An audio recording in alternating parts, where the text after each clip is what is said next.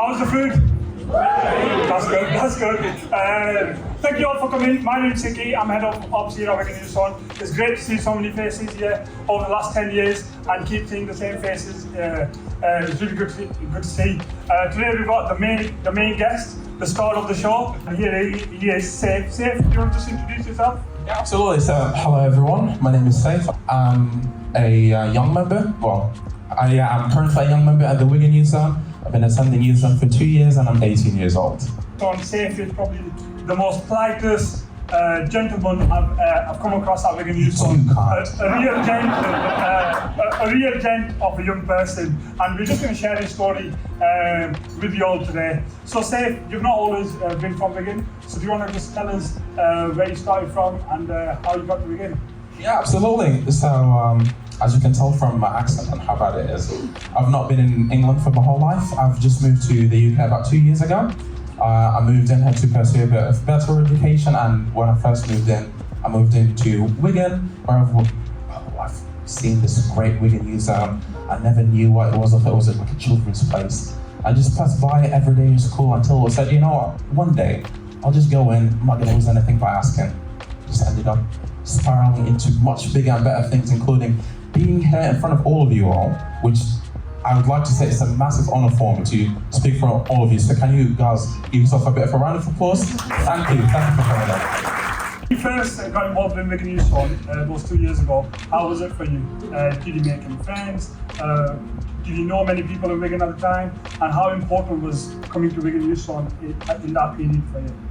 I would say it's very important because before I came to the UK, I used to be this very introverted person. Now, I love staying at home because, well, where I used to live, it wasn't the most racially friendly place. So I tend to keep to myself, watch movies and stuff, but I came here and I really love doing volleyball and I really love doing dance. And I said, is there someone nearby I can do this? Is there something not very far away? And Wigan is not the most diverse town. So I searched up online and I just one day, and I saw so many reviews, so many people saying about a lot of different stuff. And one day I was just like welcomed by this amazing staff. It was COVID times then, so it was like a bit of a booking system, but it was only me and a few other young people in this massive building. I got introduced to other young people and I just got a bit more comfortable. I felt a bit more included. When it comes to Wigan Youth Zone, it's very important to me because I wouldn't be here without it. I wouldn't have landed the jobs, actual jobs, the opportunities, meeting people without it. So Wigan Youth Zone, very, very important to me. So tell us a bit more about your involvement with dance, because this was one area you really got involved in when you first started coming. So when I first came to the Youth Zone, my initial goal was to play volleyball. But since it was a booking system, the sports hall was kind of closed to teams. So the next thing I really wanted to do, I really enjoyed doing as a young person, just inside my room, was doing dance. I was told there's a dance feature upstairs, and like I told you before, I'm not that confident in myself. So I went upstairs. Joe, which is at the back, thank you, Joe, he's welcomed me and gave me just like a few one-to-one sessions. Slowly and progressively, I've become a bit more confident in performing in front of people. If any of you were there last year, well, thank you for being there last year, we performed in front of you, me and a dance crew, and I just became a bit of a better, more confident in myself, like confident in how my body looks like, and that led me to joining a few competitions where I've won first and second places. Those competitions. You said to me in the past that when you lived down in Saudi Arabia, it was a dream for you to dance. Now, for young people in Wigan who've got opportunities to come and attend places like this to dance, how did it make you feel when you were able to dance compared to when growing up it was just a dream? It felt so surreal. It felt like I was walking into a dream because in Saudi Arabia, where I lived, all these things you just see on TV or on YouTube, so you think it's all scripted. But being part of it, getting involved in it, moving out there, jumping, dancing, just being myself, I felt more relaxed. I felt like I'm in my place. There's people, happy to have me there, and I can make my own craft. I even started teaching Afro dance. Well, I learned Afro dance. Started teaching Afro dance at the dance studio because everybody liked it. Everybody, looked at me as, oh, he's a great dancer. Let's dance with him. And I said, you know what? That's a massive journey from someone who's cannot dance in front of people to now I'm teaching people. I loved it when it comes to dance. So when it comes to young people, especially in my school or the other regions, I know that they dance, they tell me about the dancing experience. I tell them, hey, come along. Wigan Youth can offer this for you. And some of the dancers that you've seen today, I've seen them grow up from very shy people in junior session and seniors who will come along in a bit.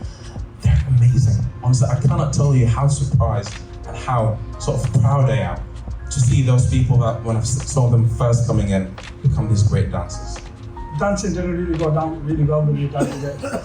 And we had several strong conversations to try and convince him for you to continue dancing. So I come from a sort of a very cultural household. To give a bit of background, me and my dad, or my mom and my dad, they've not been in the best terms. There've been issues of custody all along, and my dad is a very strict person, which sort of caused all this. So coming in here, I came here to initially reconcile with him, but when I started doing dance in Wigan, he came back to this very strict manner of, no, you're not going to go dance, to the point where he fully stopped me from going to Wigan Youth Zone. I couldn't do much about it, but I emailed Seke, I emailed the rest of the team. Somehow managed to allow me to come into dance once a week. We're still a bit timid at house, but thankfully I can still goof off the dance studio in Wigan. And there was a lot of barriers that we had to walk through, run through at that period of time. What kind of activity did you move on to after that, just to kind of make it easier for you to still attend, but not have that hostile situation going on at home? Absolutely. So if you guys remember, last year we had a little group of children wearing yellow hoodies on. That was the enterprise thing in the enterprise room. And let me tell you, people think that enterprise thing is this boring place, and I'm boring you a bit. I see you yawning there. I'm sorry for boring you there. But enterprise, as boring as it sounds, gives you so many opportunities. We got to this sort of challenge, a group of young people aged 13 to 17, me being the oldest. We were supposed to make this whole company by our own selves, you know. The only support that we got from our staff was, oh, I can do this for you, or this Excel sheet. They gave us the opportunity, or they gave us all the tools that we needed to build the business. And eventually we ended up with the best marketing and the best teamwork in the whole of the North. And we returned with a £5,000 profit as soon as we sold the company. So what was that? Wigan area winners, Greater Manchester winners, and then winning awards at the Northwest Finals. That's some achievement, guys. Well done, Saif. You got involved in a number of other areas as well, so youth voice and...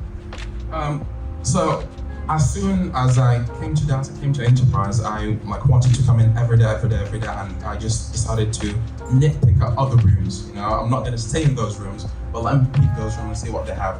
One of the very kind staff members approached me, Andy, who was here last year, but sadly has left us. He's approached me and said, you know what, Saif, I've seen you all around. We have this thing called the Youth Voice, where, you know, you speak for the young people, speak to staff, you get to do stuff. And I said, you know what, sure. And from there, it's just like gone up and up and up. I've been to whole hacks, I've spoken, I've been in this competition around people of the whole world, where 16 of us were picked to speak about the climate change. I spoke about pollution, you know, got to get my word out there, and then eventually ended up being part of Onside being the umbrella academy of all the youth centers around, became an ambassador for them. And from there, I got to join different organizations such as Street Games, which has won the Queen's Jubilee Platinum Award, and I was so close to meeting the Queen, but sadly, didn't go as planned. Sorry, moving on. I got to be part of the Commonwealth Games, so we set up this camp where people aged 15 to 25, we'd host them in this massive camp, and every day take them to watch one of the Commonwealth Games. Enjoyed it very well. The feedback was so great to the point where we would stay in our little camp for a bit of debrief. They would walk all the way to our tents just to give us hugs, give us high fives as a goodbye, because they enjoyed it so much. So as you can see, Saif is a pleasure to work with from a youth worker's perspective. Saif is the model young person that we want to come through, who grasps every opportunity that you can take. But this is all a front for Saif. Behind the scenes, there's a lot going on with Saif that even as staff, we struggle.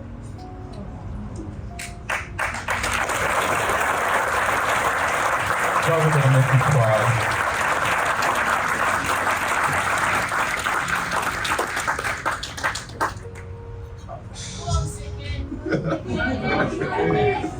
What Saif has had to go through, I don't wish not many people to cope.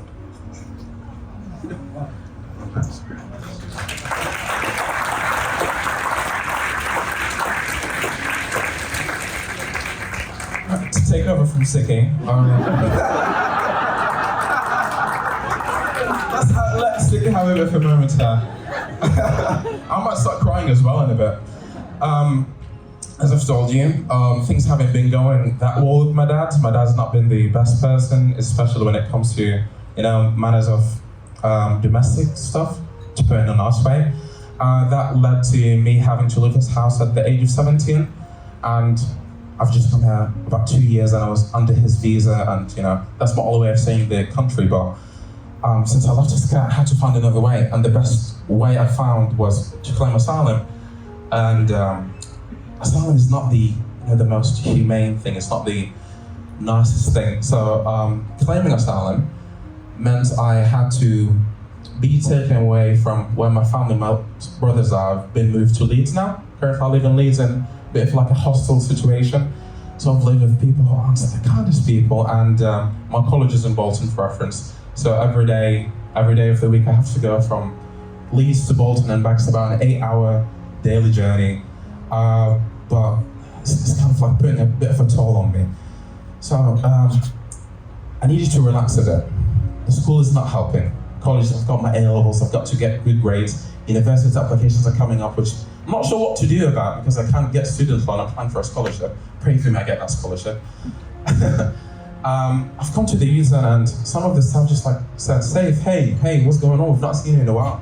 So spoke to them, spoke to Saif, spoke to Kay, took me into a room, they understood my situation a bit, and with a few of their, the links, some few kind patrons, had a bit of a chat, see what we could do, and he's been supporting me very much when it comes to my transport, when it comes to my food, because the hostel, like they serve foods at certain times. I leave the hostel at 5:30 in the morning, I return at 11:30 at night, but I'm studying all day, so I'm not eating as much, but thankfully so I can come in, can get a free hot meal there and not cry. I'm trying to keep it still, but more.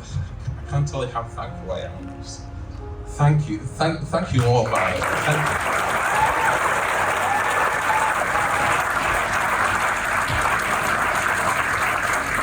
Thank you guys. Thank you so much for listening.